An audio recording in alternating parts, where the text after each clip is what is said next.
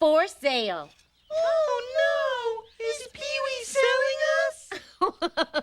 Oh, no. Pee-wee would never do that. And besides, it was in the Playhouse window. So Pee-wee must be just selling the Playhouse. Pee-wee selling the Playhouse?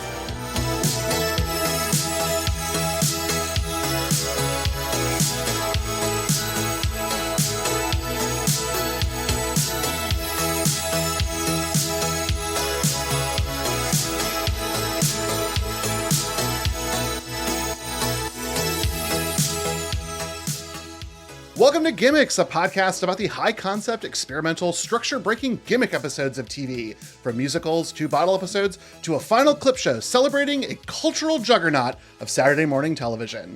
I'm David Arnold. The secret word is Derek, because whenever people say my name, they scream, I'm Derek B. Gale. And who's with us today? Hey, David and Derek. I am Kevin Cafferty. I'm from the Best Stuff in the World podcast and the Gleaming the Tube podcast, and I'm so excited to talk about Pee-wee's Playhouse. We are excited to have you, and thank you for bringing this one. Excited to get into it, because this episode we are talking about Pee-wee's Playhouse with the final episode, Playhouse for Sale. If you're not familiar with Pee-wee's Playhouse, there's a very, very long history with all of us that we'll get into. But the show itself, it was a Saturday morning kind of educational, entertaining children's program, or the titular Pee-wee Herman interacts with puppets and human characters as well in his magical playhouse. It aired on CBS from 1986 to 1990 for 45 episodes. It was very successful immediately, still very highly regarded. Big impact on pop culture. We're going to talk about that, of course. So, Kevin, you brought this one to Derek. You brought this one to Derek. We don't have to keep up that bit. That would be really annoying. That's fine. You brought this one to Derek and I. What's your history and background with Pee-wee Herman, the character, and Pee-wee's Playhouse? Well, I think what struck me about this episode in particular as a fan of gimmicks was it was like a gimmicks hat trick, in that it was a series finale and a clip show and an episode where the titular character like barely appears, like how you occasionally have that with Doctor Who, where there's an episode about the companion where the doctor doesn't appear, or there'd be an episode of Xena where it's all about Gabrielle. So that made me think like, ooh, I should send this to David and Derek. My history with this show is that it came on at the tail end of my obsession with Saturday morning television. I was kind of, aging out of it a little bit. And, Derek, as you know, as someone who also is an enthusiast of cosmic cartoons, the Twitch stream that our friend Chris Cummins puts on, Saturday morning cartoons are fantastic, but a lot of them are also kind of shoddily made, like just poorly animated garbage. And I feel like Pee-wee's Playhouse showed up at a time when it was starting to transition out of that and think, hey, what if we did shows that were actually well done? Because I think Muppet Babies is something you can point to as having a really high level of craft and imagination. And I know there was a recent episode of Gimmicks about Batman, the animated series. And I think Pee-wee's Playhouse is one of those shows where we're going to do a live action show on Saturday mornings, and we're going to have like an incredibly high level of craft and attention to detail, and just like really try and make something wonderful. Like they deliberately tried to make something that was not cynical garbage for children. It seems like it was made with a ton of love and a ton of, just imagination and craft. And I just think when I was aging out of Saturday morning cartoons, kind of like just when I thought I was out, they pulled me back in. I was like, oh my God, this show is amazing. Yes. I mean, you're absolutely right. It was kind of unlike anything else that was on television, even though a lot of its inspirations were things that were on television. But it is the like most nth degree version of a Howdy Doody. It is so much different than Lamb Chop, and yet it benefits from all of these things that came before it. Yeah, with like a legit budget, which a lot of Saturday morning shows were not getting. Yes. The budget I think that made a big difference. a little when I saw the budget numbers, I was kind of like, whatever, these numbers are their numbers. And then I started to do the like math and connect them to other numbers. I was like, this was like triple or quadruple the budget of other things that were going on Saturday morning. How did this even happen? It was getting primetime sitcom budget money, basically. Yeah, which is just wild because I mean, yeah, this is during the era when it's sort of like, yeah, we're just gonna order like 65 episodes, run them 5 days a week of a cartoon, and then move on. Like that's so it's like wild that it's sort of like, yeah, we'll give you primetime sitcom budget, and you'll produce like 10 to 13 a year maybe if you can, like, and we're gonna give you no notes on it. Like it's just bananas. Yeah, and like speaks to like the fact that Pee-wee as a character was already a thing by this point is the only reason that was allowed to happen. It's just wild. Absolutely. CBS really wanted to be in the Pee-wee Herman business. And they were, and it was good business for CBS for a while. So Kevin, do you watch this when it was on the air? This was it appointment viewing for you? Were you never missing Pee-wee, or was it just something fun to catch when you caught it? I don't know if it was appointment viewing, and just in terms of how Saturday morning television was appointment viewing for me. And this was part of the rotation. So it was appointment viewing in the same way that like Looney Tunes was appointment viewing for me. Sure. And I would say I was probably, like I said, I was probably like near the end, I was sort of transitioning into like junior high and maybe being like, I want to sleep till noon every day now. So that was sort of fighting my desire to watch Pee-wee's Playhouse. But this was probably the last Saturday morning show that I like genuinely loved. I remember this came along and like, this was sort of like the even more so than Saved by the Bell, the harbinger of Saturday morning going more towards live action, because after this you had Saved by the Bell and all of those NBC live action shows. I remember at one point NBC tried to put on a show on Saturday morning called Too Hip for TV that only aired for about 4 episodes. It starred Colin Quinn and Ahmet Zappa. And in one episode, like the Red Hot Chili Peppers appeared and the Stray Cats would appear. And it was this kind of attempt to do an MTV style like underground show for network Saturday mornings that failed abysmally, but I loved it. But so I think for me, the Pee-wee's Playhouse show was kind of the last gasp of my like initial enthusiasm for Saturday mornings, where it was not nostalgia based. Yeah, that's cool. That's cool. Makes sense. Derek, what about you? What's your history with Pee-wee's Playhouse? Yeah, I was struggling to remember. I feel like because I grew up in the period like right after the star had kind of fallen, right? And so I think my interaction with Pee-wee as a character was kind of like it being a joke, like a dark joke in pop culture and being a thing that's like made fun of a lot. And so I don't know that I ever watched anything Pee-wee related until like I think Fox Family eventually started rerunning Pee-wee's Playhouse, but at that point I was like too old for it. I was just like, this looks like kiddie stuff, and also it looks kind of creepy, so I don't know if this is a thing that I would be interested in.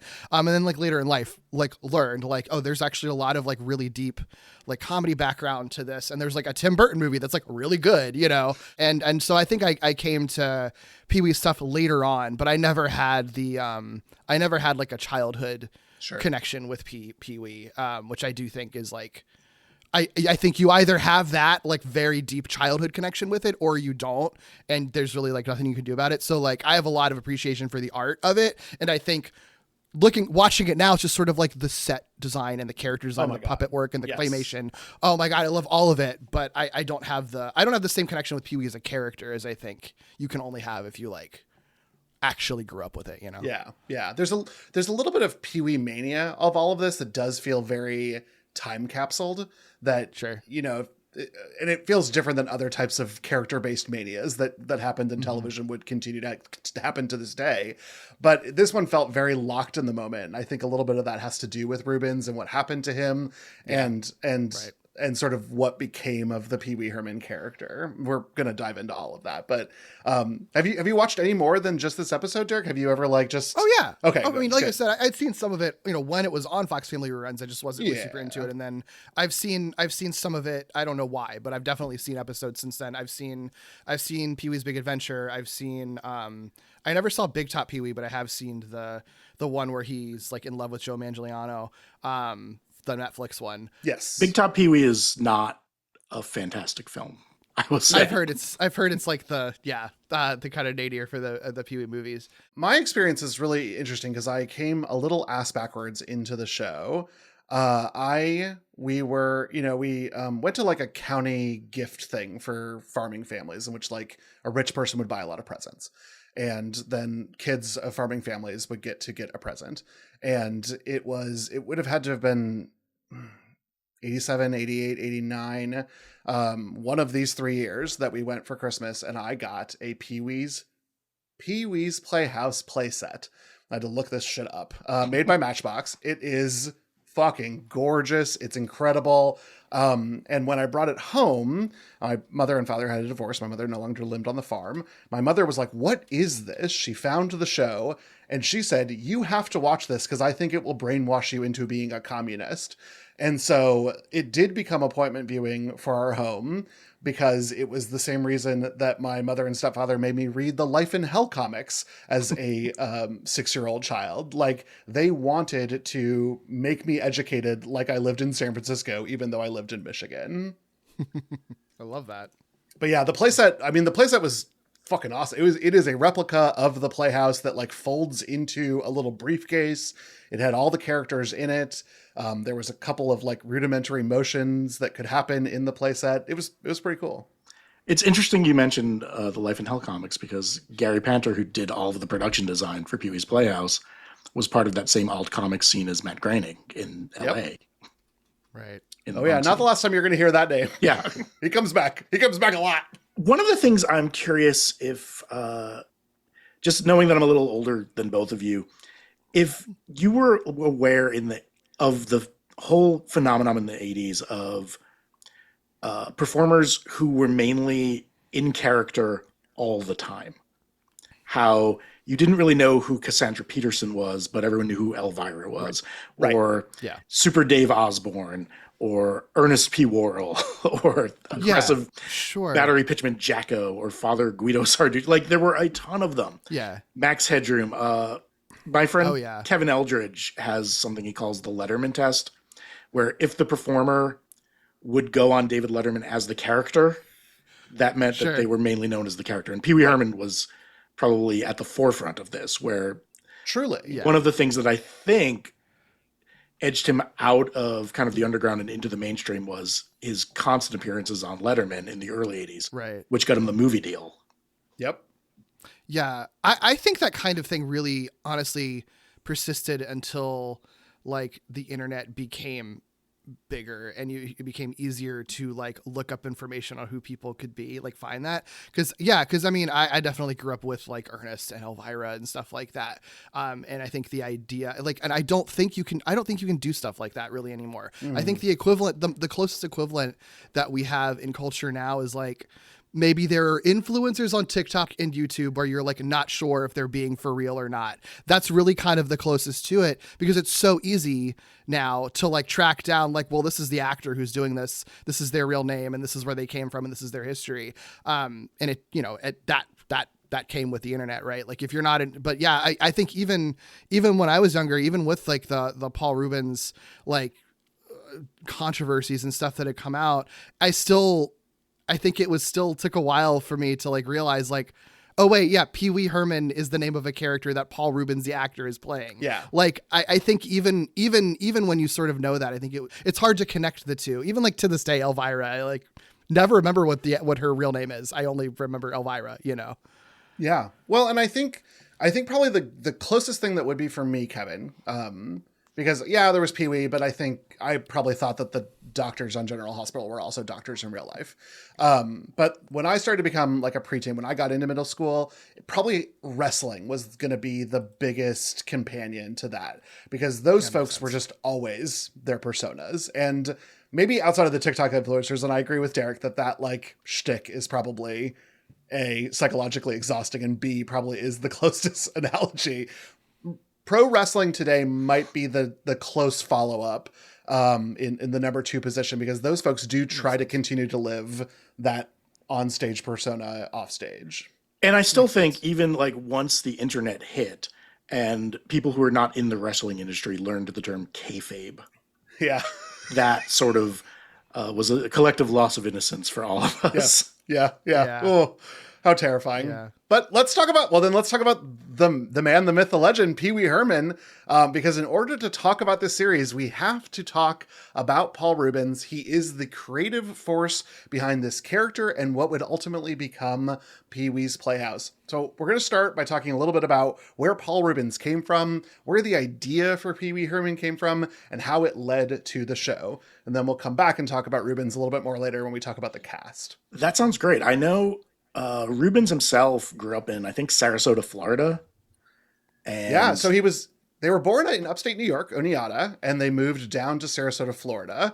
And so he sort of considers both to be home, in the way that I think a lot of us who moved in the middle of our development do consider we have two homes. And I think when he started to come into his own as a performer was when he joined the Groundlings. It's interesting. There's a couple beats before that. He does get involved in the theater scene in Sarasota. I know it's not Broadway, but like community theater is a great way for young creative people to get involved in things. And that's how he sort of gets his start. It makes him want to pursue acting seriously. So he gets admitted to Cal Arts on a scholarship, and he is in the Cal Arts cohort with David Hasselhoff and Katie Seagal. Yeah. It's pretty wild. I mean, I know a lot of this stuff, if you watch the HBO documentary, the Pee-wee himself documentary, deep dives into all of this stuff. So if you've seen that documentary, I have a feeling that the majority of things that we're going to be saying, you probably have heard already, but it is really interesting knowing how just deep right from the beginning, before he even embarked on his career, how deeply connected with so many people in Hollywood and throughout the arts world he was, right from the get-go. Yeah. It's really fascinating. Yeah. One of the things I find really interesting about Reubens is both how he had a gift for collaboration, but also an intense control freak streak. Oh, yeah. He does his best work when he's working with really strong collaborators, but he also almost always seems to drive them away because everything has to be done his way. Yeah. It's interesting. Well, it seems the kind of case where it's when he finds the exact right person for the right zone that he is, it's magic. I think that him and Tim Burton in 1985 is a match made in heaven. And any other year, I feel a few years after that, I don't think it would have worked. Yeah. I think in the exact right time, those two were in the exact right place for it to be a perfect relationship for something creative. And it's it's very, very far and few between to be able to find those exact right matches for the right timing. When you're a person, I think Reubens, it seems like. I think so. And I think, from the documentary, you could tell that Reubens was still even in 2023, a little stung that Burton gets as much credit for Pee-wee's Big Adventure as he does. But then you look at the films he made without Burton, and I think Burton brought a lot to that movie. And I'm not the world's biggest Tim Burton fan, but I think you're right. He was the perfect choice for that particular film. And I consider Pee-wee's Big Adventure one of the absolute best movies of the 1980s. I put it up there with Blue Velvet and Do the Right Thing and Evil Dead 2. Yeah, it's a great movie, and I do think that. Yeah, I think to your point, Reubens, it kind of seems to have a chip on his shoulder about Burton getting the credit, but it is very much a Tim Burton movie. A lot of the best stuff that Tim Burton ever does in his career, he does and pulls off kind of at its best in Pee-wee's Big Adventure in that first movie, it's just, and it's really cool, but it's but he also, I think the vibe that he helps Reubens develop with that visually in how it would be presented on screen, I think ends up making such a big impact on what Pee-wee's Playhouse looks like as well, I totally agree. And I don't know what the secret sauce is in terms of what Burton brought that was lost in the other movies when he left, but I know it's there. Well, being a great creator of a character does not make you a great director of a film, of a television show, of anything.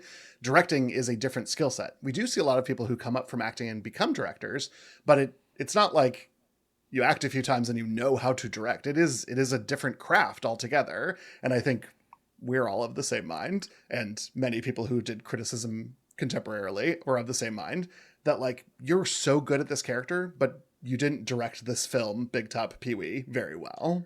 Yeah. Well, he was the director of Grease who did Big Top Pee-wee, I think, wasn't it? Yeah, but I think you can look at. But he had a lot of. You can look at the interviews with that director, who was like, "I was pretty much told what to do for every single scene and sequence." That makes sense.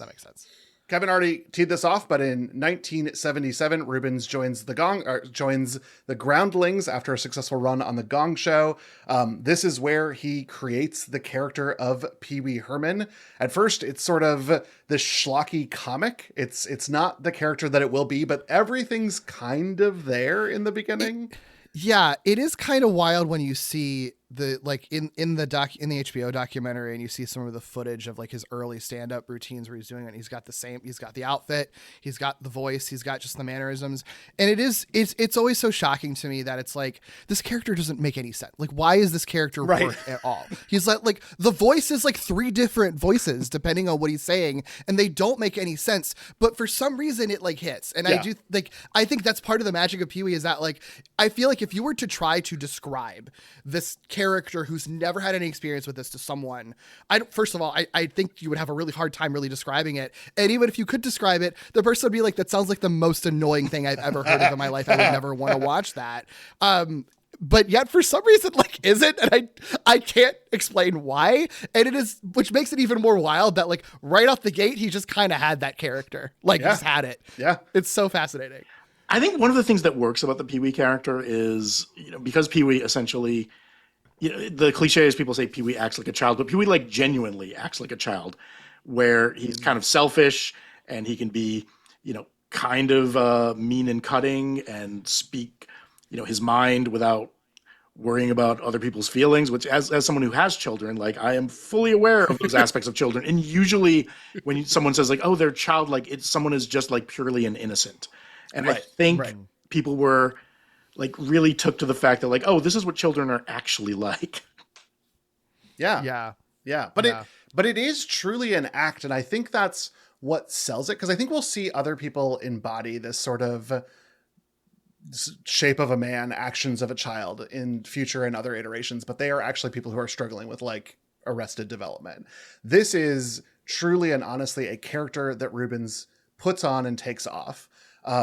With the suit, without the suit, this is a whole performance thing, and I think that's what really separates it from some of the other things that I've seen called childlike. I think what then ends up being really interesting is that he sort of takes this character and like actually takes it to other things outside of stand-up, like we were talking about. Like, he ends up doing the Letterman bits, but he does the Letterman bits because he was like on the dating game as Pee-wee, and people like love him there and stuff like that. He ends up there's a whole story where he's like really trying to be on SNL and then misses out on that, and I think has a chip on his shoulder because of that, which I think will continue going forward and kind of demolishes the relationship with Phil Hartman, unfortunately. But I think because of missing SNL, that drives him to like go harder on the Pee-wee thing. And at the time he works with the Groundlings, John Paragon and Phil Hartman, to create the Pee-wee Herman show, kind of conceived as a live TV pilot, but ends up being an actual live stage show. And if you like watch footage of that stage show, or, see when it's eventually taped and put on HBO, it's kind of wild how strikingly close it is to Pee-wee's Playhouse, despite being a live show. Yeah. And imagine how like sad a world it would be if Paul Reubens got on Saturday Night Live and Pee-wee Herman was a recurring character for one season on one of the weirdest and worst seasons of Saturday Night Live. He dodged such a bullet, man. Like such a bullet. It's wild.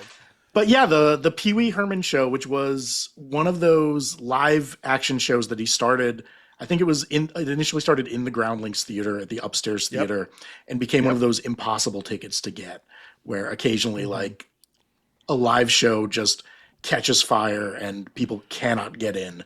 And I think it moved to a larger theater, the Roxy in LA, which is also where the Rocky Horror Show hit big. That's right. In the 70s. And that's the one HBO filmed. And it is very similar to Pee-wee's Playhouse. It's a little bit edgier. There's a little bit more humor that skirts a bit more adult. Pee-wee himself, I would say, is a slightly different character, but it's basically the bones are all there of Pee-wee's Playhouse. Yeah. It's fascinating because it's like, it's another thing where like, it's so hard to understand why this hit so well, because again, if you explain like, oh yeah, there's this live show with this comedian who plays a child, and it's basically like a riff on like Howdy Doody, and it's like a childlike show, but like with adults who are like alternative alt comedy actors who are kind of improving a lot of this stuff, and just like, it's like you're a kid, but it's for adults. Like, what the fuck is that? That doesn't make any sense. Yeah. But for some reason, it's just like, I guess the nostalgia or something really just hits with people. The sense I get is that it was just really fun to go to, and you know, they show they show industrial shorts and public domain cartoons, and they throw candy out at the audience. So I think part of it was like this, like, oh my god, I went to this thing, it was so much fun. And you're right, I think this was Sure. people who grew up watching Howdy Doody and the Mickey Mouse Club, and it was sort of a return to that, but in sort of a fun, you know, adult venue.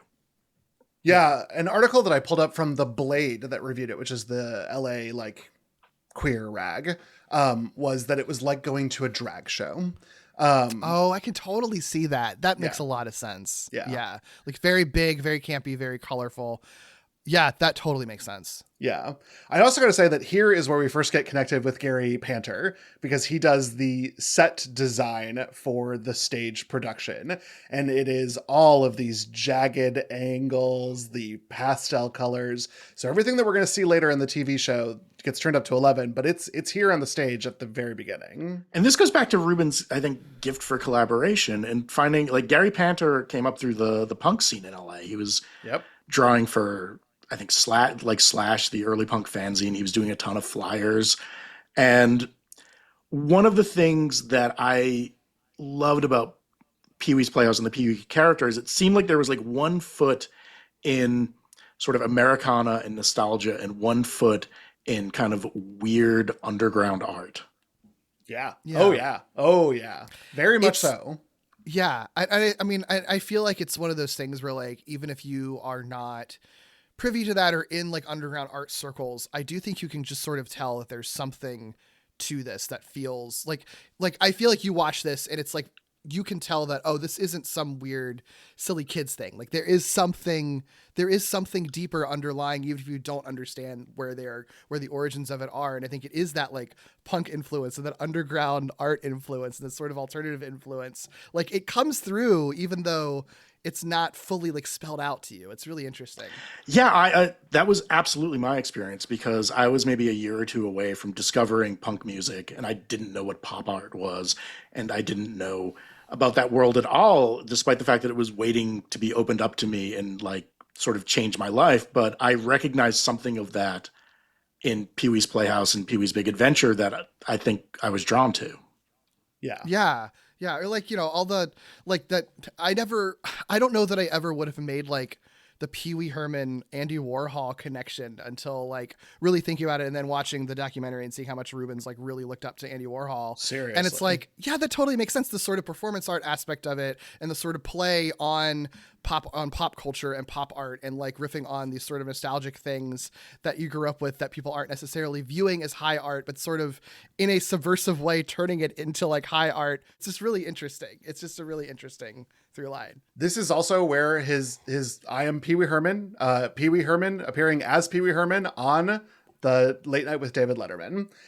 He is like almost the most recurring guest on the Late Night with David Letterman. He misses out to like bit players who keep coming back for that bit, but he appears constantly on the show.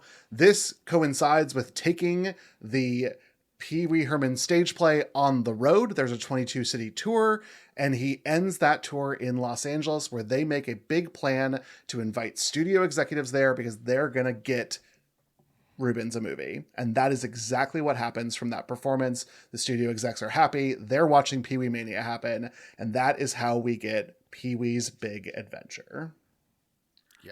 Yeah, which we've already talked about it kind of substantially, but like he writes it with Phil Hartman and Michael Varhol, Burton directs, and it's like nobody's expecting it to be. No, and Danny Elfman is brought in to do the score, and this was Danny Elfman's, I think, first studio movie score. I know previously he had done like The Forbidden Zone, which is a a whole thing unto itself. But yeah, that's so true. But that's so true. Like, it's so important. It's important for both Tim Burton and Danny Elfman for both of their careers. Like, this is the movie that ends up really jump-starting them to being what they are known as in film today, which is wild to think about. Yeah.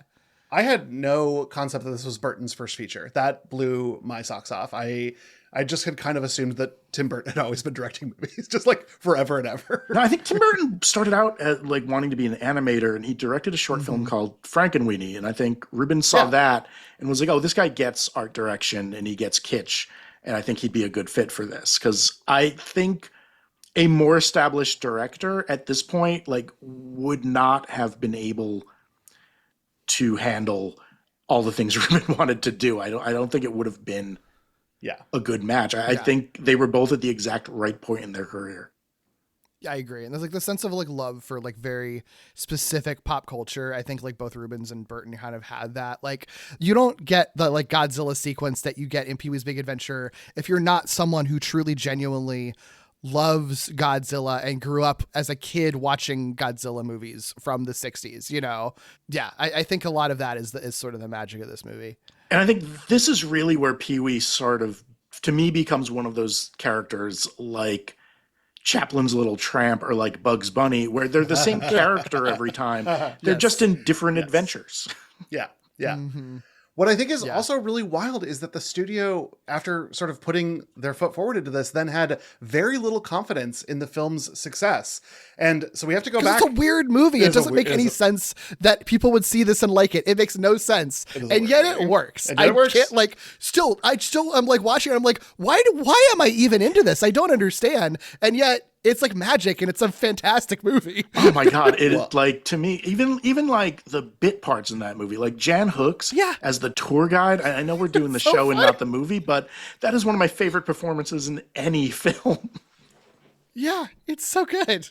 Well, we have to talk about an old gimmick standby about how it was successful. Not only was the film good and people liked it, but Fred Siebert, who, if you may recall from our conversation about Adventure Time, would go on to make Frederator Studios, was involved in MTV's early marketing, and he said, we've got to push this film. This is where the young people are. We need to get this guy to host the premiere as Pee-wee, and that is what he does, and it is cited as a reason for the film's massive success.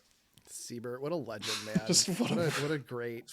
So many people keep coming up in this episode. I was like, God, Pee-wee Herman, her web connects us all here. He strode through the 80s like a colossus. Oh my God. At the premiere, there's an executive from CBS who says they're interested in a children's show, and they first pitch a 90% animated show and 10% of Reubens introducing. That is not what happens. Reubens comes on, he runs the show, demands Gary Panter come back, and he brings Rick Heitzman and Wayne White, and these folks draw and conceptualize all of the new puppet-based characters, and because both of them are puppeteers, they are also the operators and voices of a couple of the characters that we'll talk about later. And thus, Pee-wee's Playhouse is born. Yeah. And I don't think the show would have worked as a mostly animated show, because Pee-wee is a live-action cartoon anyway. Mm-hmm. Exactly. It would have been too much. It would have been too much cartoon. That it would have been like cartoon on cartoon. And it is much better this way, because I feel like even when the king of cartoons shows up, he is sort of bringing the cartoonishness down a little bit with the clips he plays, rather than elevating the cartoonishness, because Pee-wee is at the highest level. Yeah. Well, and I think the magic of Pee-wee's Playhouse too is that, like, you in cartoons, you expect random things to talk.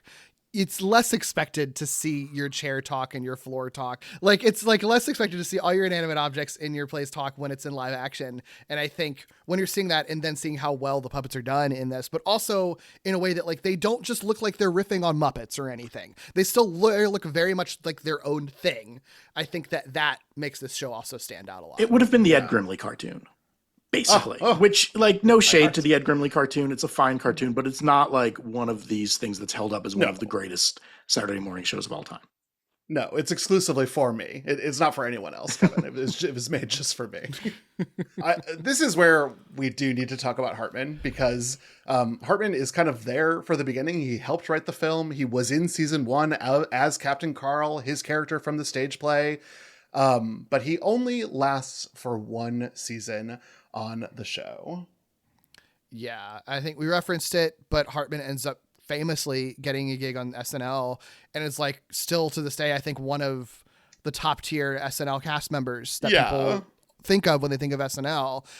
Judging by, you know, I think the HBO documentary reference it again, like I think does a nice job of making it clear that like I think there were just both of them maybe kind of had individual chips on their shoulders. Like Hartman, I think, was a little bit jealous of Reubens for, like, you know, he wrote the movie and then felt like he wasn't getting as much credit as he should have for Reubens being Pee-wee and going on beyond that. And then Reubens, I think, had a chip on his shoulder about SNL, Hartman being on SNL because SNL was kind of Reubens' dream. So like both of them, maybe I can see where the conflict comes from on both sides. It's sad, really. And I think I totally get if you're Phil Hartman and you co-write this movie, and while it's Reubens' vision, I'm sure there are a ton of Phil Hartman's ideas in there. And having, you know, Pee-wee or Reubens get essentially like the lion's share, not even the lion's share, all the credit. Like no one gives a whit about Captain Carl or Phil Hartman, and thinking like, well, am I just going to be sort of a footnote in the Paul Reubens story? And then getting SNL and being like never a breakout star, but being like one of the most, like you said, like held up as one of the most solid cast members of that show. Mm-hmm. And then being like doing like S tier work on The Simpsons. Like Phil Hartman, like I'm sad at least once a month that Phil Hartman was taken from us so soon, because he was responsible for so much delightful stuff, including co-writing Pee-wee's Big Adventure. Yeah. But yeah, they were not very public about it at the time. I think Hartman would occasionally, you know, say something a little snipey on Howard Stern after the fact, Mm-hmm. but yeah, and I mean, okay, so Howard Stern goads a guest into being a little bit more extreme than usual. Like, this is not breaking news, you know. This is pretty standard. I will say that I think Matt Wolf's documentary is fantastic. I'm glad that we've all had a chance to talk about it. But I got a little bit more from Caseen Gaines's book, Inside Pee-wee's Playhouse, The Untold, Unauthorized, and Unpredictable Story of the Pop Phenomenon, where he talked a little bit more about the actual creation of Pee-wee Herman, and it seems like there was a lot more of the groundlings at the table for that. And interesting. For those who did not continue through with the project, they are the ones who were the most willing to give interviews for this book about their bitterness about the bridges that were burned. Yeah, that makes, I mean, anyone who's ever been in a creative collaborative project like that, I think has maybe experienced that to one extent or another, especially when it's like you kind of have you're kind of working with someone to create a thing that they are going to be the face of. Yeah. It ends up being a hard line to toe of like how much ownership you have over the work that you're helping put into it. Yeah. And John Paragon, who was also in the groundlings with Reubens and Hartman, basically stays with Pee-wee's Playhouse until the end. I believe he writes and directs this episode we're talking about. He does. And he plays John B. the Genie, and he voices Terry the Pterodactyl. And you know, Paragon never sort of became a name the way Pee-wee Herman or Phil Hartman did, but from reports of people who were going to Groundling show at the time, he was roughly as good as both of them. It's just he didn't quite get the breaks the other two did. Yeah. We'll talk more about Paragon in a second. Okay. Before we move into the actual episode, I've got to say there were other big changes between season 1 and season 2. The production moved from New York to Los Angeles. They had air conditioning, which seemed like it was a very important thing for all of them. I listened to a lot of puppeteers on a podcast called Under the Puppet, and all of them who were on season 1 were like, this was the most miserable place I had ever worked in my entire life. So they've got air conditioning, but there's some other changes. They change a couple of the characters around, which mostly has to do with the actors not moving to Los Angeles. So Mrs. Steve becomes Mrs. Renee. Tito becomes Ricardo. The King of Cartoons changes from Gilbert Lewis to William Marshall. And the Playhouse gang no longer appears. Really only sad for this discussion because Natasha Lyonne got started on Pee-wee's Playhouse. I think her name was Opal. It was Opal. Wild to see them harass Natasha Lyonne to be on that HBO documentary for what I believe to be 5 seconds of content. Yeah. Why Yeah, even? and she was just like, yeah, I mean, I barely really remember it, and then I was gone. Like, it's very funny. Why even mic her up? But her name on the HBO, well, at least my HBO Max, it was like, this documentary stars Paul Reubens, Natasha Lyonne. And I was like, what the actual fuck, HBO? That's so funny. Wow. Papa do run to Saturday fun. Stay tuned for the Muppet Babies, followed by Pee-wee's Playhouse. CBS Fun Saturday is the best. Where can you have loads of laughs and meet weird characters? Who do lots of zany things? Pee-wee's Playhouse Saturdays. Pee-wee's Playhouse. It's a scream. It's a wacky fun time. Saturday rocks on CBS. Gonna party. Yeah. We got special guests. Gonna party. Pee-wee here on CBS. Saturdays. Well, the episode we are talking about is from the final season, and in fact, the final episode of Pee-wee's Playhouse, season 5, episode 10, entitled Playhouse for Sale, originally aired on November 17th, 1990. And the synopsis per IMDb is: there's a for sale sign in the window. Is Pee-wee selling the Playhouse? What will happen to Puppet Land? Question mark, exclamation point, exclamation point. Can Miss Yvonne talk him out of it? Question mark. That's incredible. Yeah, I had to add this in parentheses. This is the actual punctuation of an IMDb review. And I know that these are... You know what? No, yeah, I think it fits it's the great. show. It is should. perfect. It is It's perfect. always, It is yes, perfect. it's perfect. It just shocked me because I don't know why I think about IMDb synopses as being professionally written. We read them every episode. They're not. They're Never. not. But this was so much fun. And I, like Derek, was after I thought about it for a second, I was like, this is fucking delightful. This is like exactly what it should be. Yeah. The episode was written by John Paragon. We mentioned him already. He's, another groundling who helped create the character. He joined the cast for the stage show as Zombie the Genie, and continued having that role in Pee-wee's Playhouse. Yeah, he also actually worked with Cassandra Peterson to help craft the Elvira character. So he's very connected with Elvira as well. He's one half of that hostile gay couple, Bob and Cedric from Seinfeld. He's in the Weird Al film UHF as kind of the snide son of the evil network executive. Yeah. He's one of those guys who is in a ton of things and is good in a ton of things, but never quite found his breakout moment, I think. Agreed. Yeah. And it was interesting to see him as a writer for this episode and a writer for many episodes of Pee-wee's Playhouse. But then when you look at his writing credits, they're almost all Elvira and Pee-wee properties. This was sort of his shtick as a writer. Yeah. Apparently after the 90s, he does a lot of work for Walt Disney Imagineering for incorporating improvisational stuff into the attractions at Disney parks, which is really interesting. He's obviously good at improv and big characters, so I guess that makes sense. And it is worth noting, I think we'll talk a bit probably about Reubens and his sexuality and how that's sort of impacted his career and life and everything. But John Paragon is openly gay and working with Reubens throughout all of this stuff, which is sort of interesting. And I do think adds a little bit of complexity to Reubens being closeted for so much of his career publicly while working with someone in the industry who was openly gay at the exact same time, which I'm sure had to cause some weirdness probably, even if just mentally and emotionally. For sure. And Paragon, of course, has been a huge advocate and champion of queer rights. So it was fantastic to be able to talk about him in this way. Very hard to actually find something about him saying that he's gay, but a lot of other people say that he's gay. So I feel comfortable saying that out loud as well, including, frankly, Cassandra Peterson. And if she says it, it's kind of out there in the world. I believe her. Yeah. Everything Elvira says is true. So. And they were close enough that I believe when Paragon passed away, his remains went to her. Not only that, in a zombie box. Yes.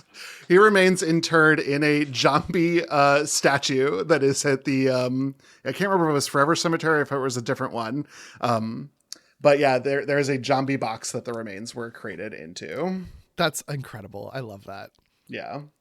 This episode was directed by Paul Reubens and John Paragon. As a pair, Reubens and Paragon are the directors of every episode in seasons 4 and 5, which follows their writing and direction of the Christmas special and the Big Top Pee-wee film. It's sad because the Big Top Pee-wee film is not great, yet the Pee-wee's Playhouse Christmas special is one of the greatest achievements of American popular culture in the latter half of the 20th century. Yeah. I watched it for this. I had never seen it before. I was shocked how many people were in it. Just a lot of fucking guest stars.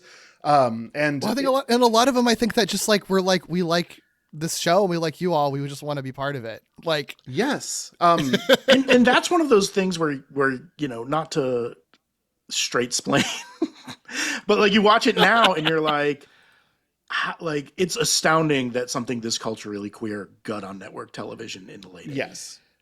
Yeah. Well, I think that's a thing that I was noticing just like watching through some of this stuff for this episode. Like I was, rewatching Pee-wee's Big Adventure, and I was watching the documentary and rewatching some episodes of the show. And it's like, there's so much like gender bending things that are happening. And yeah, like the types of guests that'll show up and the types of characters they play and the sort of like drag aspect of it and the high kitsch aspect of it. Like this is like the gayest shit I've ever seen. And yet somehow people were like, wow, Paul Reubens is gay. Like what? Yeah. That's just, what a surprise. Like it's so fucking weird. Yeah. And the fact that it was like just allowed to be on TV and a huge hit. Yeah. I mean, there's a lot of stuff that I guess you look back on, it's sort of like that was so gay and yet straight people were totally into it. And it's just like one of those things. But yeah, given Paul Reubens's, history with this stuff, it makes it just even more interesting. Yeah. Paragon does end up doing some other directing in the 90s, including 10 episodes of Silk Stockings, which was quite a few to see on somebody's portfolio. And then no more after that Imagineering job started with Disney. So that's Paragon for us. Let's talk about the cast. And so we must go back to Paul Reubens, who plays Pee-wee Herman. And this is where we can sort of talk about the post Pee-wee's Playhouse of Paul Reubens' life. Seasons 4 and 5 are ordered together, so the workload ramps up significantly, and burnout is just pretty much prolific across the show's production. So the ending for season 5 was intentional, but it was more of like, let's get ready to be off of this for a while, maybe a sabbatical for the show, or maybe we'll come back in some other iteration of Pee-wee. While he is portraying Pee-wee Herman, Paul Reubens lives a wildly private life, one that is part of a moral imperative he feels and has spoken about on interviews about how he felt like he needed to protect children from the notion of what adults do from the character of Pee-wee Herman. So Reubens, pretty strong smoker, would never allow himself to be seen smoking as Pee-wee Herman. He hired specific security to make sure no one could ever get a picture of him smoking a cigarette. Wild. It still boggles my mind that he was able to keep up the Pee-wee voice despite being a heavy smoker. Thank you, Derek. I don't understand that. When I read about how much he smoked, I was like, how are you doing this voice? I can't do this voice. And then he comes, and then he comes back and re-ups the stage show in 2011 and does the movie in 2016. And it's like the same voice. And I'm like, what? I don't understand how you could pull that off. Yeah. But here we are. It's July 1991, and Reubens has been arrested for indecent exposure during a sting at an adult theater in Sarasota, Florida. The story was huge. It also sort of ruins the veil between who Pee-wee Herman is and who Paul Reubens is. Yeah, that mugshot was burned into people's brains after that, unfortunately. Yeah. And the assumption at the time was that CBS canceled the show in the wake of that. Correct. But the show had already ended. Yes. They were airing reruns, and they pulled the reruns in the wake of that. And that is one of those things where no one particularly seemed to care, but everyone seemed concerned that someone would care. Mm-hmm. And I think that there were the jokes about it, I think didn't, parodies of it and jokes about it and stuff, I think didn't help. And still persisted, I think, too, is the thing. This specific event, obviously there's stuff for unfortunate things that happen after this, but this specific event is frequently just made fun of, because I think I understand the comedy logic of wow, the contradiction or whatever, but it becomes a joke that persists. And I was watching a 2011 era Simpsons the other day that made a Pee-wee Herman joke in it, with related to this, and I was like, we were still doing that in fucking 2011, seriously? It's just sort of wild and unfortunate, and a nightmare for it's frustrating that this and the other controversy that we'll talk about are both sexual related, which is such a fucking nightmare for a queer person who's trying to like hide that publicly, you know, like the worst fucking thing that could happen. Okay. And it's also just like so shitty too, because it's just like, oh wow, an adult man watches porn and jerks off the porn. Like, what the fuck else are you gonna do with it, man? Like, I don't know, big deal. Right. Yeah, I don't know. It sucks. Yeah, and I think one of his final appearances as Pee-wee, like for almost 20 years, I think, is when he shows up to usher in the MTV Movie Awards, like in character as Pee-wee, and starts with "Heard any good jokes lately?" Yeah, which is pretty badass, honestly. Pretty bad. I mean, that's the thing about all this is, you know, you've brought it up a couple times, Kevin, but this is so rooted in the punk culture. Like to Reubens and to the people who are at the core of making this, like sexuality and adult sexuality is normal. We're putting a veil between it because this is a children's program and children aren't ready for that conversation, and that's fine.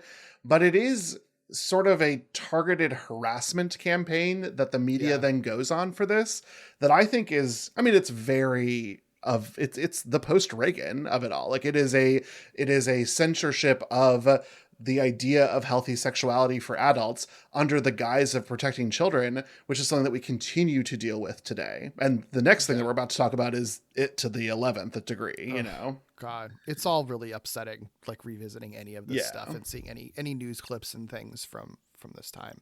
It's actually kind of nice though, because not nice, but one of the things Reubens wanted to do is be known as Paul Reubens, comedic genius, and he gets to get away from Pee-wee a little bit during this time. This is when he's got his recurring bit on Murphy Brown, one of my favorite little recurring characters on Murphy Brown, just utterly stupid. He's obviously in the Buffy the Vampire Slayer film, pretty well enjoyed. He's doing some other films, other television appearances. He's sort of getting back into it. People seem to like him in Mystery Men. You could not ask me to watch Mystery Men again to save my life. I just simply won't do it, Derek. He was pretty good in that movie Blow, which I didn't think was a great movie, but I thought he was good in it. Yeah, I also would not watch Blow again. Thank you. But I do think it speaks to like even when he's in stuff that you don't like, he's still like a high point in those movies. Yeah, I like him. Yeah. This is sort of like the era of Paul Reubens' character actor. Exactly. Yeah. Exactly. Right. But in 2002, Jeffrey Jones implicates Reubens of having child pornography among his archived vintage erotica collection. It ends up turning into a homophobic witch hunt that went on for a year, ultimately leading the LA district attorney to say that there's no reason to file charges, let's get out of this. But the city attorney, Rockard Delgadillo, who is this ambitious and newly elected city attorney with like really strong political aspirations, did file misdemeanor charges. Delgadillo would never succeed in his political aspirations, not only because this stuff with Reubens would never come together, but he was also implicated because his wife drove his city vehicle, even though she had a suspended license for multiple DUIs. He misappropriated campaign funds, and then he was involved with a pretty controversial hazing of a black firefighter where the other firefighters made him eat dog food. Jeez. Yes. So Delgadillo, of course, landed on his feet. He now makes $300 and some thousand as a partner for a conservative law firm. Wow. No consequences. It's all really dark stuff. Yeah. And it's like you said, it all seems rooted in homophobia. Yeah. And yeah. Pretty baseless. Extremely baseless. Yeah. Yeah. But I mean, that's like, again, it's like kind of like a queer person, especially a gay man's like worst nightmare of being accused of anything related to like sexual stuff, but especially, you know, being accused of being a fucking pedophile. Like it's the age old like homophobic thing. If you want to fucking like destroy the life of a gay person, you just like call him accuse him of being a pedophile. And like, unfortunately it's going to fucking stick. And you'd hope we'd gotten past that. And then they start with all this groomer shit and it's the same fucking playbook. Yeah. It's the same thing. I mean, that's anytime any queer person gets targeted to this day, like it doesn't even matter what they're being targeted for or whatever. If it's a queer person being targeted for any sort of harassment or any accusation, all of their fucking social media comments and all the fucking accusations are going to just be calling them a pedo. That's what people just go to. Like it is still like the go-to homophobic insult and accusation right now, like to this day. And it's fucking disgusting. It is. Yeah, it's really upsetting. It's really upsetting. Reubens does agree to a plea deal for an obscenity charge, which includes a 3-year registry on the sex offender registry. but he does bounce back again. He even has a revival of the Pee-wee Herman show on Broadway. And he works with Judd Apatow to make Pee-wee's Big Holiday, which I have seen, but I did not remember it was a Judd Apatow film. That was also a little shocking to me. It was the only thing I've ever seen that did not feel like a Judd Apatow movie when I was watching it. And he continues to take roles on television and film until his death. You know, Derek and I recently talked about What We Do in the Shadows. He is one of the members of the Vampire Council, because it's all people who are famously vampires in films and TV. I forgot he was in that. Yeah, you're right. He was in like everything. He was very prolific once this all sort of died down. Yeah, I think that maybe the sort of silver lining to all of this awful stuff that happened to him and in his life and everything is that, like, I do think he's been like very redeemed in culture. Like, even though I'm sure that there's still people who make like the shitty hacky jokes now, I think the majority of people like are sort of like, oh yeah, he was a really great artist, and Pee-wee Herman was awesome. Like, yeah. A couple of weeks after he passed away, a bunch of the artists I live in the Boston area, put on a show called We Are All Pee-wee, which is kind of like a variety show, just of different types of acts, like musical acts and comedians and drag performers and burlesque performers, like all doing kind of tribute acts to Pee-wee Herman. And it just felt like such an outpouring of like love for him and love for creativity. And it was just really beautiful. Yeah. In 2023, Reubens does pass away after a 6-year private battle with leukemia and metastatic lung cancer. The day before he dies, he does record a message for his documentarian, Matt Wolf, finally speaking about how much harm was done from his exposure arrest, the follow-up charges, and the witch hunt that pursued all of that. I mean, yeah, I would say if you haven't watched the 2-part HBO documentary, it's very worth it. I mean, because it's very much Reubens talking about his experience, and it's very, very sad, but very enlightening at the same time. Yeah, you can see why he stopped doing interviews for the documentary once they hit that period. And I found, like, one of the things I found most fascinating about that documentary was Reubens' desire for control extending even to the documentary interviews. And you can kind of see these tenacious interviews where Reubens clearly is uncomfortable with not being in control of the documentary about himself. I found that like so fascinating, especially as someone who has like made documentaries occasionally with difficult subjects. So I absolutely loved that documentary about Reubens. Me as well. Yeah. And it made it, I mean, you really get a good sense of who he was, even like working with him creatively, because you're watching him being worked with creatively. So I think the other part of it is this interesting facet of the diamond that is all of this is that I read a lot and watched a lot of interviews with Paul Reubens, and he many times would avoid an entire string of questions and say, I'll be talking about that in my memoirs. If I had heard him say it once, I had heard him say it 100 times. And so his final recording hit me a lot differently, because I do think that part of it was an acknowledgement that he had never even started that process. And no one has found any documentation of like notes or anything that he actually had put to paper of what that could have been, because I do think that would have been a fascinating read. Yeah. There's a lot of human cast for us to talk to, but I think the ones that we need to spend the time with are the ones who ended up going on to truly huge things. And I think we've got to give a little time to Miss Yvonne, because she is sort of our main character for today's conversation for the episode. And so this is Lynn Marie Stewart as Miss Yvonne. She appears in 30 of the 45 episodes. She's her first appearance is in American Graffiti, just things that won't stop following Derek and I around. This helps her get on folks' radars, but she is like typecast as a nurse for like ever. And to break out of that, she joins the Groundlings. That's really funny. So odd. Yeah. Of course, she is Miss Yvonne on the stage show opposite Phil Hartman as Captain Carl. And after her time on Pee-wee's Playhouse, she sort of moves on to a lot of different things. She is a pretty prolific voice and character actor out there in the world. And she, from 2005 to 2025, had a recurring role on It's Always Sunny in Philadelphia as Charlie's mom. Man, once the internet got wind of the fact that Miss Yvonne and Charlie's mom were the same actress, like it was everywhere for about 3 weeks. Someone made the connection, and then like you couldn't like log on to any social media site without someone going, "Did you know?" And it was a few years into Always Sunny in Philadelphia. It wasn't like right away. Yeah, it's like, you could just like look up an actor's name, and sometimes actors play different characters on different things. That is a thing that happens. Yeah. Stewart did pass away earlier this year, and she was honored on It's Always Sunny because her final episode of It's Always Sunny in Philadelphia aired posthumously, and she was honored as part of It's Always Sunny in Philadelphia. Yeah. It's very cool that the final episode of this show is like basically just a spotlight on her. Like, is she the character who appear? I mean, obviously she's the only one who's ever played this character in That's any correct. Pee-wee iteration, right? Is she the character, like the recurring character who's appeared the most?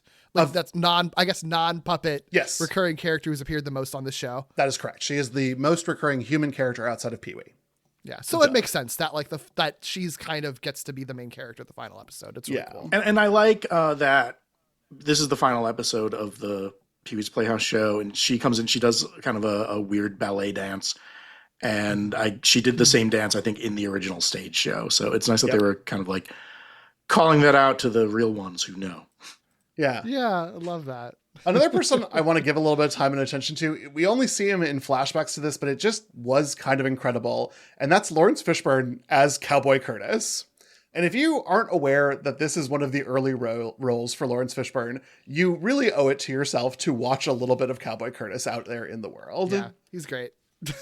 How he gets on the show is actually a pretty fascinating read as well. He first sees Reubens act in the Groundlings Theater in 1981, where he is best friends with the follow spot operator for the Groundlings production of the Pee-wee Herman show. Oh, that's so funny. And then Reubens needs a Cowboy Curtis. He says in an interview that he couldn't find a cowboy. The casting people kept sending him models, and he saw every African-American model in New York. Man, must be hard, Paul Reubens. But he couldn't find the right person, so he called the Lawrence Fishburne, who they had just become like casual friends with each other, and says, I'd like you to come and do this. And that's how he gets the part. And it's one of those things too, where he's credited on the show as Larry Fishburne. Yeah. Like he had not yet established himself. Codified his name for credits.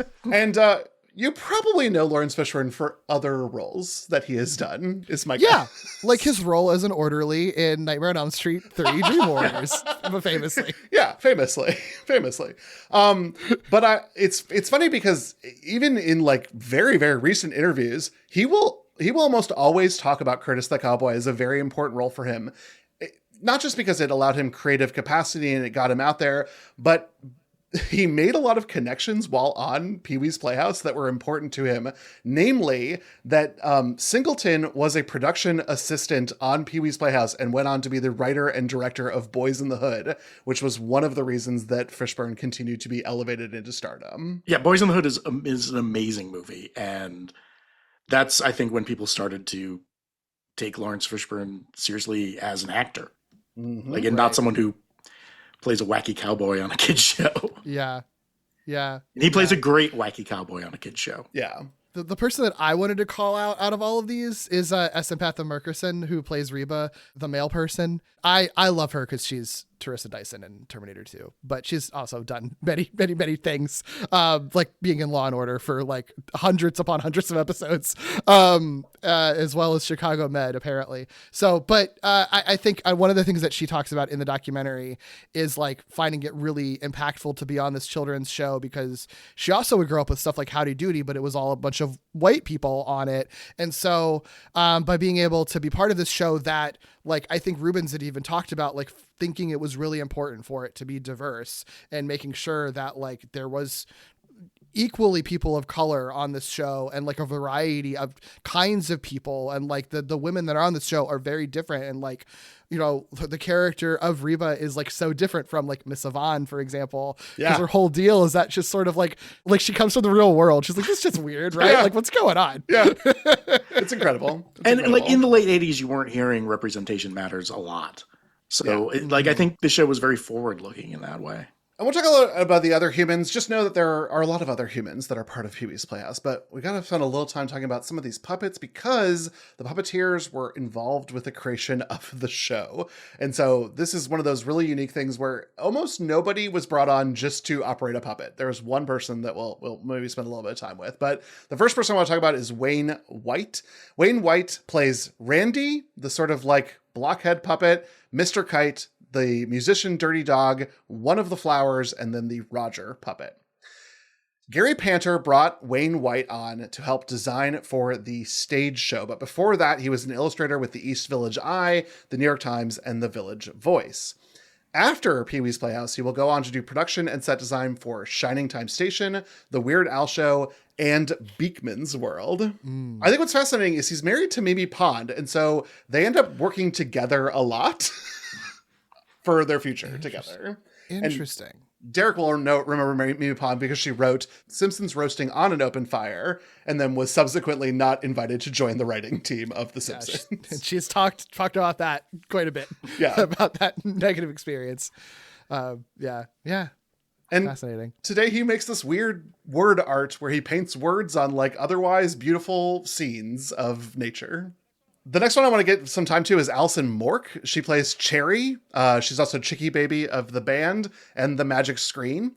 Alison Mork is the puppeteer of Chairry while also performing her line readings of Chairry. So she is controlling the arms while also reading the lines. Wild.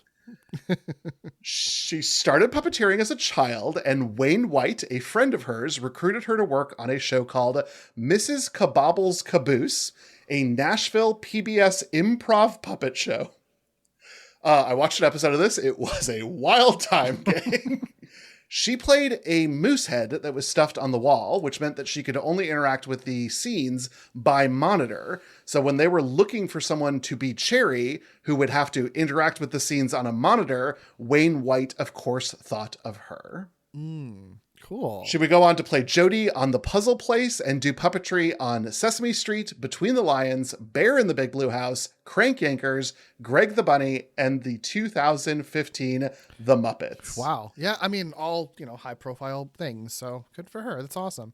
Cherry's a great design, but also seems like something that would be really unpleasant to puppeteer. Yeah, absolutely. Right. Because she's literally like just got to be just crouched inside of that thing, right? Yeah. The two This Is Bad for You long-term people I saw in puppet devices were Alison Monk in Chairry and Kevin Carlson in Conky.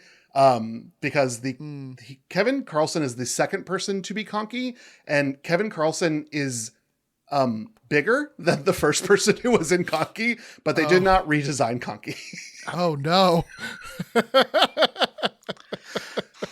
Hey, oh boy. I want to do a brief sidebar to acknowledge how much I absolutely adore the way this show would call the chair Chairry and the globe Globy and things like that. Like that is something that I have always loved and have carried through into my own life to this day.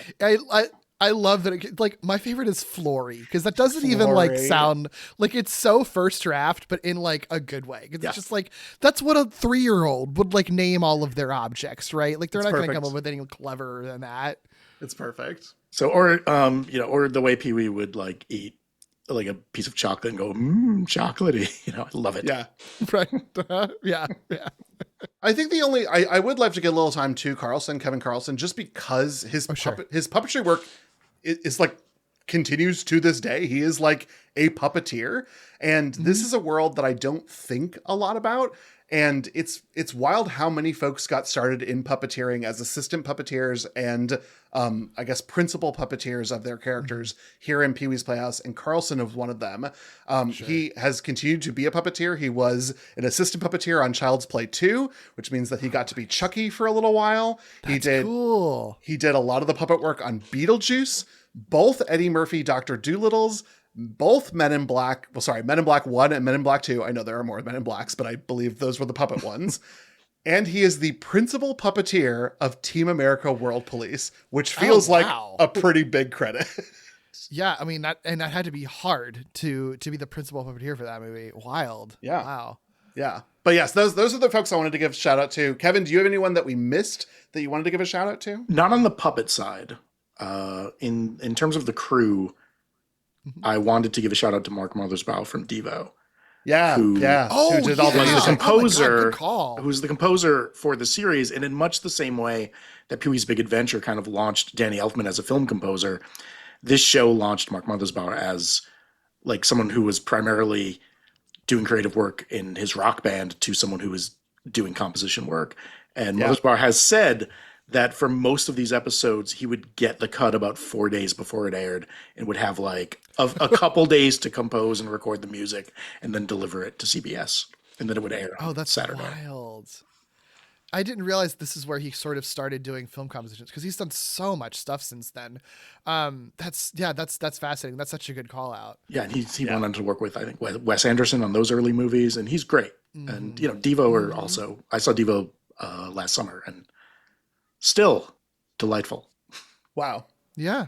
He did the score to the first season of Sliders, and that like initial first season theme song. Wow, he was like living in the 90s because he also worked on Rugrats. Like he really just had the composition stuff was banging right now. Well, so this episode, the reason we're talking about it, it's the series finale. But like I guess the broadest gimmick of it is that it's a clip show, but I think it's an interesting sort of take on it.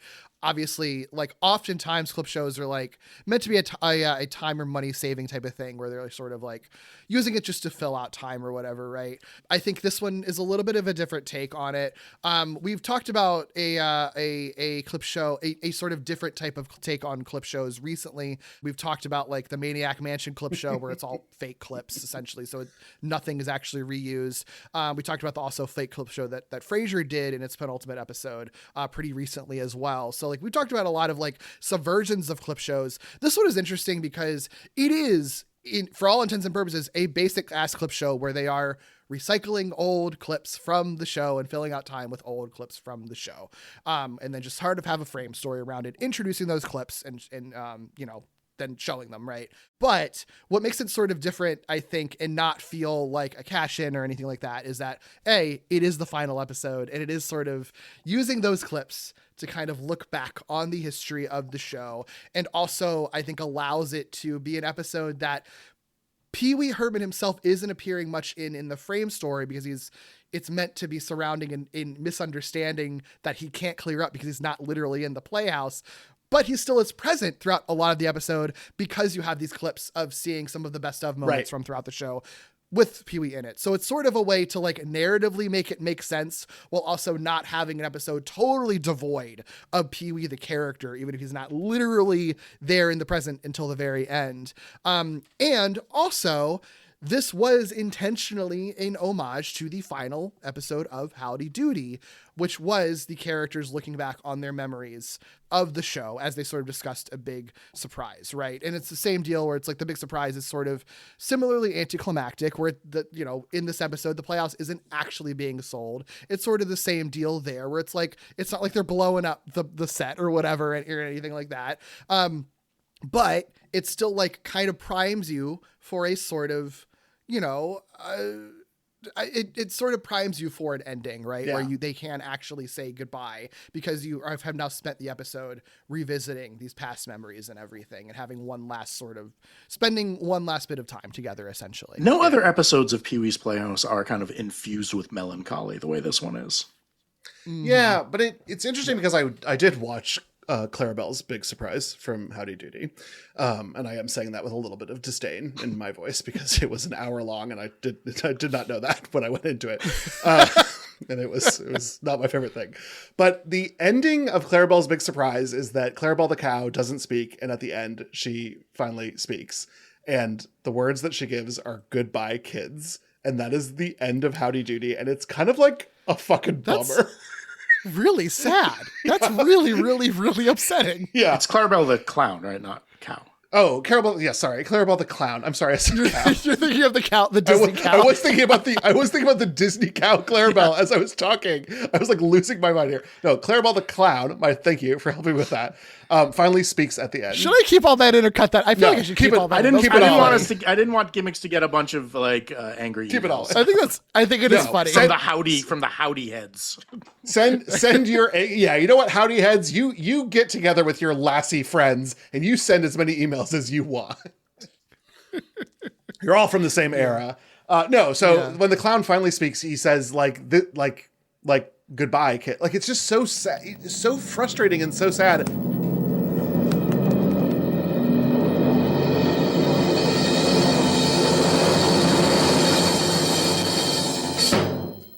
Goodbye, kids.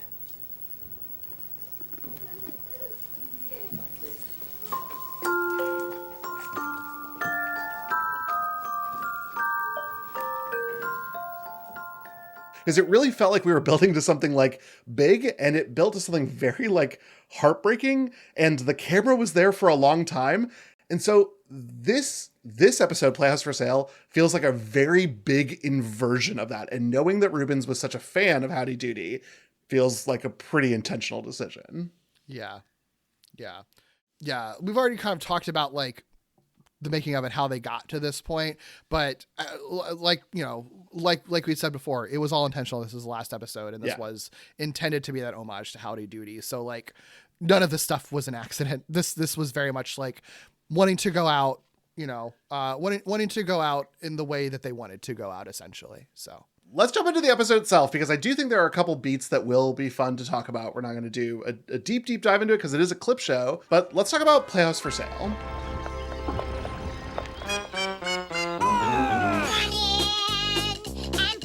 Up a chair. The Chairry!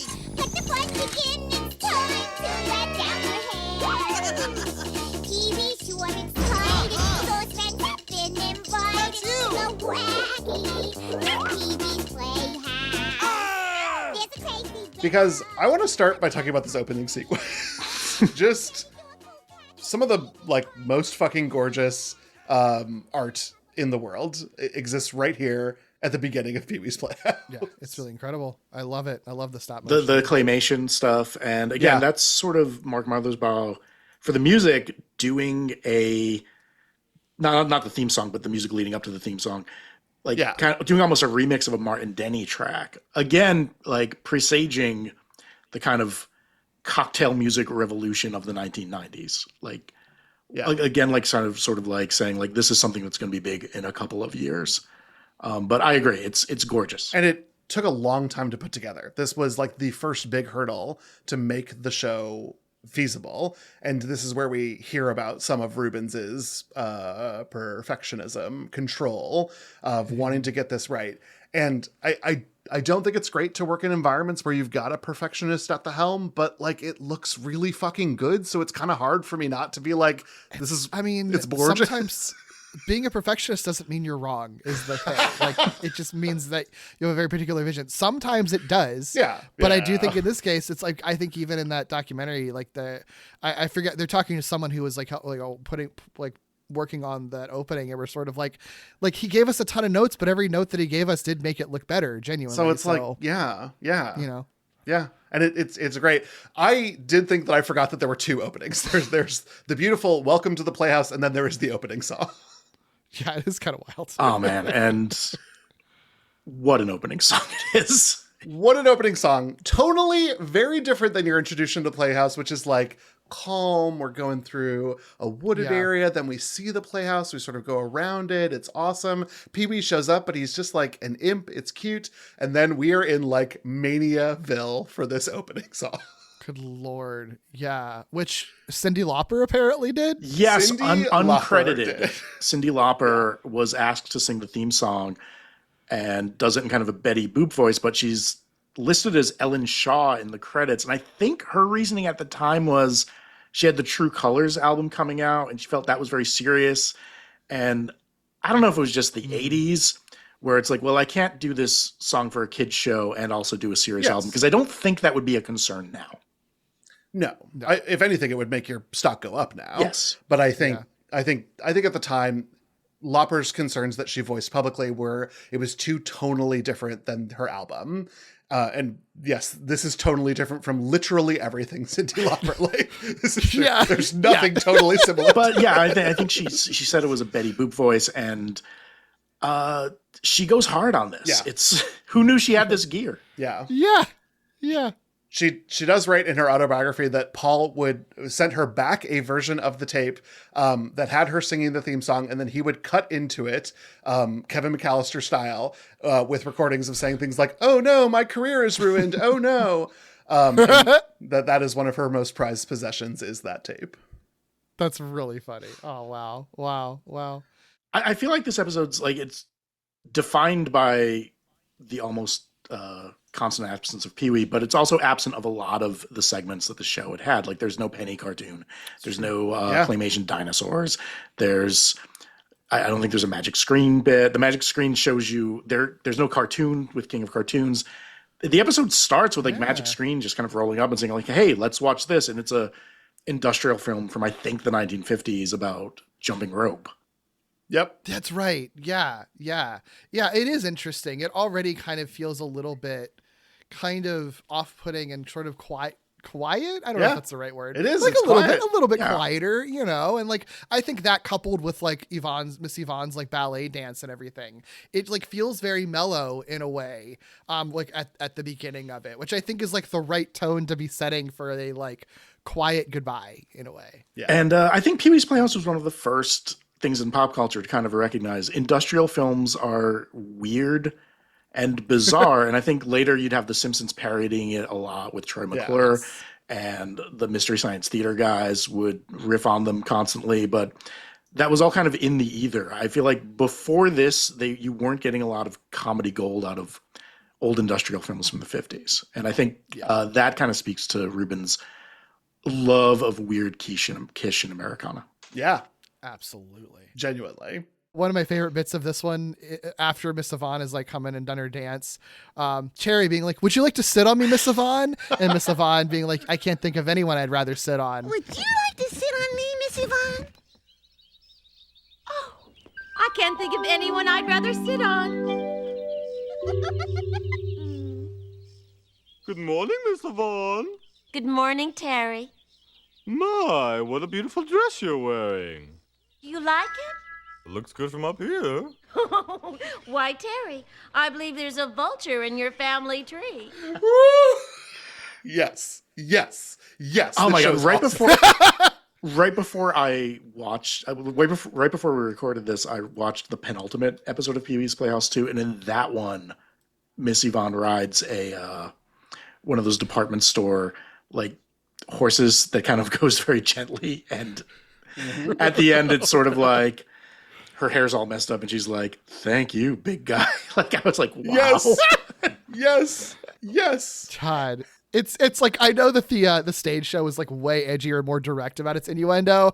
It is still wild how much they got into this. They were able to get that into this show. Well, and Terry's on the top of Chairry. And we get a point of view from Terry, which is a weird camera angle, which is why, like, sometimes clip shows, Derek mentioned this, like sometimes clip shows are cost savings. Maybe there was cost savings in this. I can't imagine substantially, because we're still doing a ton of work for this episode. But the view from Terry is of Miss Yvonne, and it is a very beautiful view of Miss Yvonne. Her boobies. Her breasts. I mean, they look fantastic. Mm-hmm.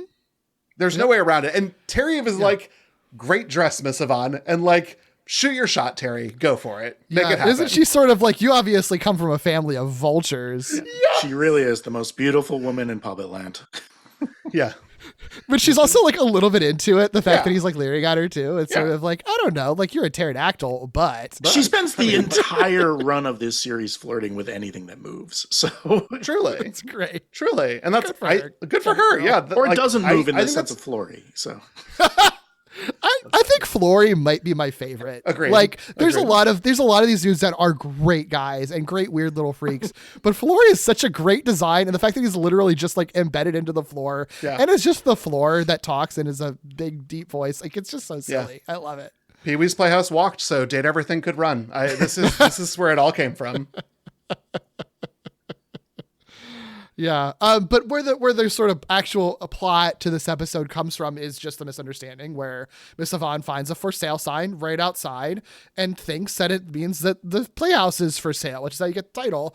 Which I do think it's a great, narrative device for a final episode to then reminisce, because then they start figuring out like, wait, Pee-wee is selling our Playhouse, which is where we've shared all these memories. This is our Playhouse. So of course that introduces the concept of the clip show of thinking back on memories, but it's a very, like, I think authentic reason to do it. Cause it's also like interestingly, I think introducing a level of realism to this scenario that like, they're not just in this like dream space. Like this is a physical building that does exist, that magical things are happening in, but it does exist and is real estate that can be sold to another human being. Like that is a fascinating concept to introduce in your last episode. Yeah, it's always upsetting when too much reality is introduced into the world of Pee-wee, I think. My friend Mike, who I host the skateboard podcast with, when Pee-wee's Big Holiday came out, was like incensed that Pee-wee worked in a diner, and said to me something like, if Pee-wee has a job, then that means we all have to have jobs. And that's bullshit. Yes, I agree. No jobs. Yes. Only fun. These flashbacks are great. A lot of them are edited from their original airings, which is also kind of unique because they're not just straight run from A to B. Sometimes it'll take one sequence and then put it right next to another sequence. I think the one that's most obvious is actually the first one, where it's Reba the mail person has been invited over for breakfast, and there is like a literal cut that you can see in the sequence. The others are a lot more seamless, which I think is actually pretty cool to do. Yeah, and before we get into the flashbacks, I did want to call out that this is the only episode where Miss Yvonne gets the secret word. Oh, the secret word. That's right. Oh, and it also feels like a series finale thing that the secret word is just the word, right? Like that feels like that was kind of an intentional thing, right? Yeah. I think so. I think so. Like, this is minor, but like, they don't have to like fire up Conky. Conky's already on. Yeah, sure. Yeah. But Miss Yvonne, like, it's the first time not Pee-wee getting the secret word is a big deal for the show. Yeah, and she sells it hard on the secret you know what. It's really well done. I will confess that one of my favorite things about Pee-wee's Playhouse is the secret word. I just think that it keeps the series, for as punk and as queer and as alt as it is, it keeps it grounded in being a children's program. That is sort of a beautiful, beautiful part of all of this to me. And I love screaming the secret word. It is such stupid, wonderful fun. And I can't help myself but to do it. Every time I watched this episode for this conversation, I screamed along with the secret word, and I have no regrets about it. I love that. I do that because I will watch Pee-wee's Playhouse with my children, and like we will also scream the secret word. Yes. Oh yes. Yes. I love that. Good dad. Yeah. Good dad. I don't know if there's much to say about these flashbacks. They're fine. Yeah. They're fun. They show us the characters. I'm curious of what I am curious what maybe like internally what their thought process were for what they were picking out. Like I know I'm sure a big part of it was finding ways to spotlight as many people as possible. And I feel like this probably does a good job. Is there anybody other than obviously Phil Hartman who's left out of this that should have been included? You pretty much lose everyone in season one, but for like reasons that make a lot of sense. The Playhouse also looked different because the set changed. Sure. So I think that was the only thing I noticed, because in the like rapid flashback over the music, you can just sit there with your bingo card, and we do get everyone eventually on there. If they don't show up there, they do show up as a person screaming the secret word. So everyone gets on camera a little bit in this episode. That's cool. So weird to me that they do a montage to The Way We Were. It's like very emotionally honest in a way that it's very unexpected. Yes. Like, yeah. Yes. Yeah. Because then they go from there into like usual flashback. Like we don't, that's not the last flashback. It's like in the middle of all of that. That's so true. Yeah, that's not how it ends. That's a good point, actually. Oh, remember the time I set fire to the Playhouse? That's so true. You know, I even think about that. It's really odd. It's really, really odd. I don't really understand what the thought process is there. Yeah. Like we were getting all emotional that it was like, remember that time I burnt the bread because I was too hungry to wait for bread. Incredible. Incredible. The song is credited as Memories in the title credits. And the performer, Charlotte Crossley, was not credited. I have to wonder if maybe something happened at some point in time. Like they were going to do Memories from fucking Cats or something. I don't know. But I mean, the Way We Were does use the word memories a lot, doesn't it? So maybe that might have just been someone just getting it wrong. Okay. Like, you know what I mean? Okay. Maybe. This was one of the weirdest parts of putting together all of this for today, because just odd. like a lot of weird things were in the credits of this episode. Odd. Yeah. But yeah, it's a fun collection. And I do think it, you know, I think it was interesting. It felt telling to me, like how much some of these are also ones that they would spotlight, like in the documentary, for example, like the marrying the fruit salad bit. I think obviously that was something that stood out to people because that's like heavily shown in the documentary as well. And I do think, you know, with the queer lens, I think like that whole bit of just being like, marry whatever you want, man, and everyone's going to be supportive of you. Like that, I don't know. That feels like something very important. And I do think it's really interesting that is given a lot of time in this clip show, is that whole bit. Yeah. Yeah.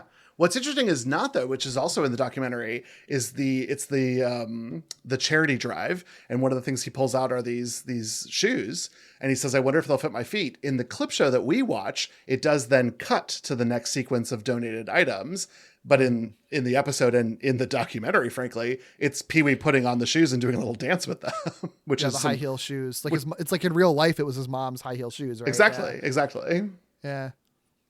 There's something kind of, again, I don't feel like that was cut for content. I feel like it was cut for time. I felt like we were like, where could we make these clips that we really loved and were fun get a little bit scrunchier?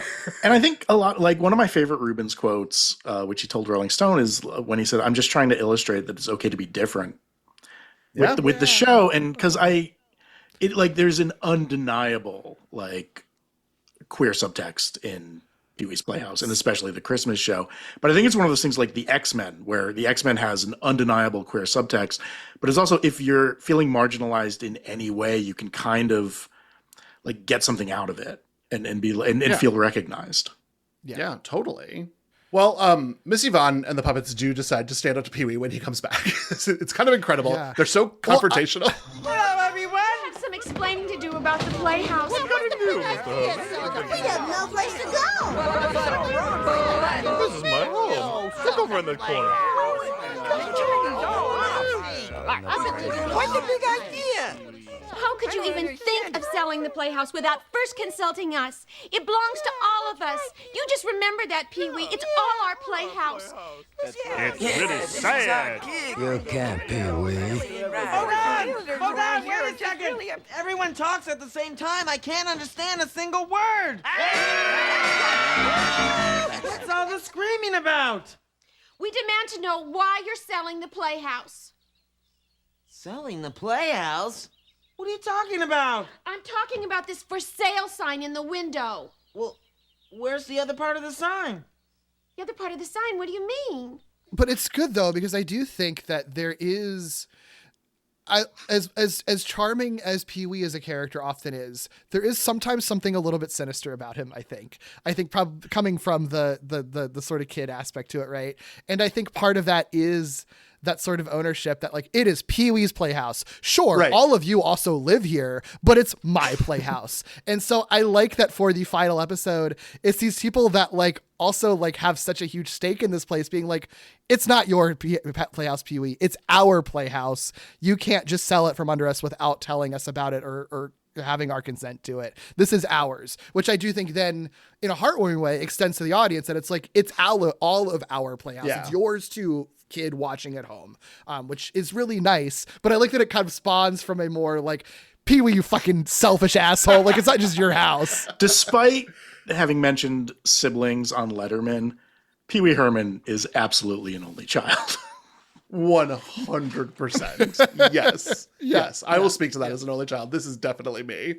I also love that we are, even though it's a clip show, and even though we've been doing a lot of other things, we do put that little pill in the dog treat of Pee-wee being like, I can't understand all of you when you're all talking at once. It's a little piece of edutainment that was present throughout so much of the show to teach very, very small lessons for developing minds. And it was beautiful to see it. It was so clear and present to me, but it wouldn't have been when I was a kid watching this. Yeah, makes sense. Of course, once they do share their concerns, that's when Pee-wee reveals, part of the sign fell off. It was supposed to read lemonade for sale. Aw, cute. Playhouse will always be there for all of It us. will to play. always be there. Yeah. Yeah. I mean, yeah, like that's the kind of final message of it. It is a really beautiful little ending. The Playhouse will always be here for everyone to play in forever and ever and ever. On that, you have my word. And then he drives off, and like the last shot of him is like saying goodbye on his scooter as he's driving off across the world. You know, it's like a perfect little send off. Yeah. And it's like saying goodbye without saying goodbye, because theoretically you'll always have reruns and you always have other Pee-wee stuff. But yeah, it's really, I don't know. It's like, I love how quiet of a goodbye it is for a character that is often very loud. Yeah. Quick side note on the scooter. In the first season, he didn't wear a helmet. And in an example of Reubens kind of being open to suggestions from the outside, I think some parents were like, it would set a good example if you wore a helmet when you got on the scooter. And that's where that's when he added like the crazy monster helmet. I love the monster helmet so much. The big eyeball. It's so good. Yeah. No, I like that. I think that that's another thing. I don't know that we like touched on it, but like, I think that Reubens, had so much respect for this being a children's show. Like, it wasn't like, I have to dumb down my adult show for kids. It was like, okay, if it's going to be for kids, then I'm going to have some level of education. And I think is another thing he talks about in the documentary, that it's like, it wasn't trying to be like preachy or teach actual lessons in the way that like Sesame Street actually teaches you how to like count or whatever, right? It's more like, I'm going to almost like quietly give you these life lessons throughout it and things that you can actually use. And I think like the helmet thing is part of that too, where it's just like, it's a minor thing, but it's also like, yeah, sure, I'll add a helmet to it because that is a good thing for kids to know, is to wear a helmet when you're riding a bicycle. And I'm just going to do it in a creative way that doesn't feel like I'm talking down to you or being a parent teaching you a lesson. And when it was airing, Pee-wee's Playhouse famously had a large swath of adults watching it as well, but it didn't do that thing that you get in like, say, Sony animation films where a character will make a reference to The Godfather and like, these are the jokes for the parents. Right. I think, if you're an adult watching Pee-wee's Playhouse, you were watching it because it was like inventive as hell and there wasn't anything else like it on television. It wasn't specifically made for them. It was just they found things to appreciate in it. And I think that did help it in the ratings, because you would read about how people meters were introduced in the late 80s and adults knew how to use people meters, and 3-year-olds watching Winnie the Pooh on ABC didn't. But I do think it's worth noting that despite this show like appealing to adults and kids, it was made for kids. Yeah.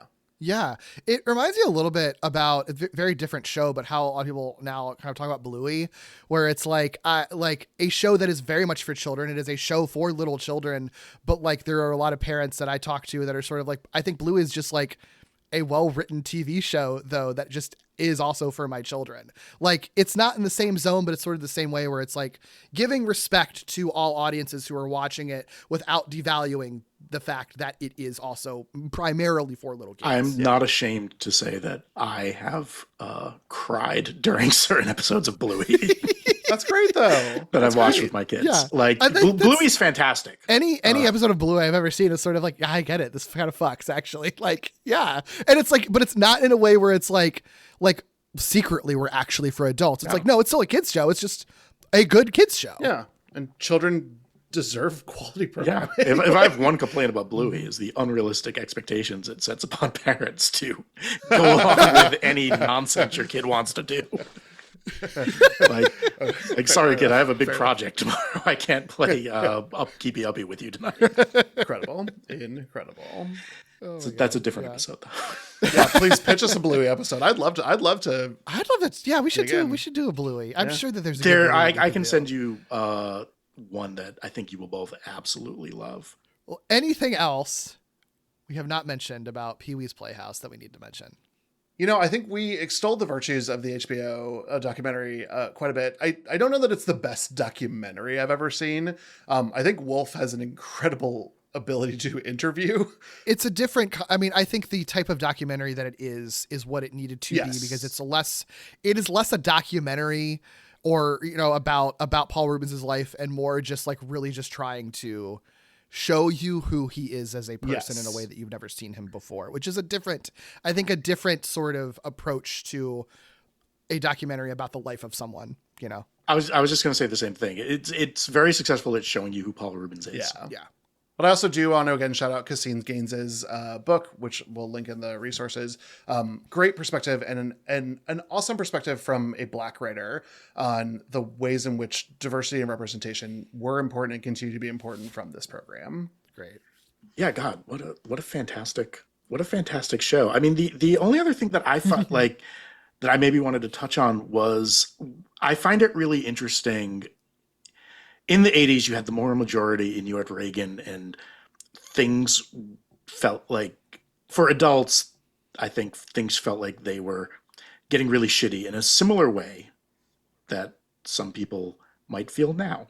And yet, in the late 80s, you had this explosion of art from the underground hitting the mainstream. Like John Waters had a huge family hit with Hairspray, and David Lynch's and Mark Frost's Twin Peaks was a huge hit, and suddenly REM songs wind up on the radio. And I feel like Pee-wee is part of that zeitgeist.